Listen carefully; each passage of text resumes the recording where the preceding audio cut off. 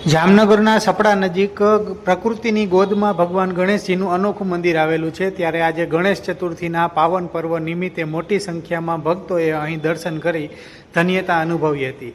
ગત રાતથી જ ભક્તો પગપાળા અહીં દર્શન અર્થે પહોંચ્યા હતા અને વહેલી સવારે મંગળા આરતી, પૂજા સહિતના ધાર્મિક કાર્યક્રમોમાં સહભાગી થઈ ધન્યતા અનુભવી હતી।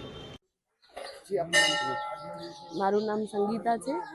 અમે જામનગર રહીએ છીએ। અમે છેલ્લા 10 વર્ષથી અહીંયા દર ચોથના આવીએ છીએ। ખાસ કરીને આજે ગણેશ ચતુર્થીનો બહુ જ મહિમા છે। બાપાની મહિમા અપરંપાર છે। બાપાને અહીંયાથી કોઈ ખાલી હાથ ગયું નથી ને જાશે બી નહીં, અને પરિવાર સાથે દર્શન કરવાનો મહિમા જ અપરંપાર છે। તમારા જીવનમાં જે કંઈ દુઃખ કષ્ટ હોય બસ એકવાર આવીને બાપાને કહો, બાપા જરૂરથી દૂર કરશે। જય ગણપતિ બાપા।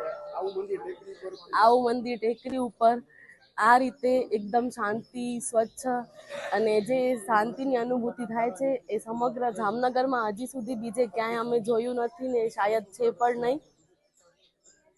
બહુ જ સારું છે અહીંયા।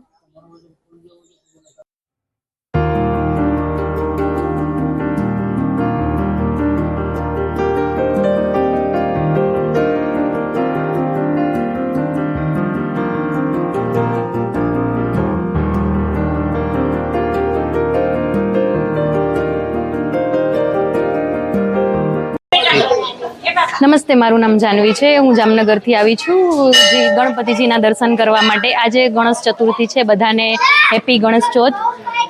અહીંનું મંદિર પ્રાચીન અને પ્રકૃતિના ખોળામાં છે, અને આ મંદિરની ખાસિયત એ છે કે એક ગણપતિજીની મૂર્તિ છે મોટી, એ તમને આકર્ષિત કરે છે અને એક નેચરના ખોળામાં છે।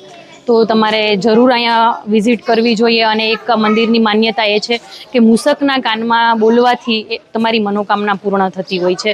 તો તમારી જે પણ ઈચ્છા હોય એ પણ પૂર્ણ અહીંયા થાય છે। તો તમારે અહીંયા આવવું જોઈએ। અને જામનગરમાં સારામાં સારું કહીએ કે પ્રાચીન કહીએ, ગણપતિજીનું મંદિર બેસ્ટમાં બેસ્ટ જે કહીએ તો સપડા છે।